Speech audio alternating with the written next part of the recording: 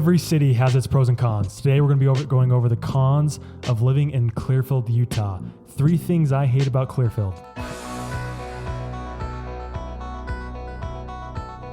To get more updates on living in Davis County, Utah, be sure to subscribe to our YouTube channel. We're releasing videos every week. With that being said, here are 3 things I hate about living in Clearfield, Utah. Number 1, the building appearances. Well, that may sound a little silly. Most of the buildings in Clearfield, Utah were built back in the 70s and still have that old style brick look to them. Well, that may not bother a lot of people. I find it a little bit distasteful to look at. The buildings aren't quite up to date. However, they are fixing that. You're going to see a lot more new building done in Clearfield, especially new commercial building, particularly around City Hall. Clearfield actually just built a new city library that looks fantastic. So a lot of that stuff is changing. That soon I feel will be taken off my list. Number 2, too many trailer home parks and not enough new single family development. So in Clearfield, you'll see a lot of those mobile home parks. Well, a lot of them are being taken away. There's a little bit more development going on. There's not very much single family new development happening in Clearfield. To be able to find that, you kind of have to go to Syracuse, West Point, around the area in Davis County. You're just not seeing very much of that in Clearfield, Utah. That's because a lot of that space is already taken up. And like I said, there's a lot of these mobile home parks getting ripped up, but they're being replaced with a lot more commercial building, and you're seeing a lot more condos coming in and not as much of that single family development. And finally, 3rd on my list, and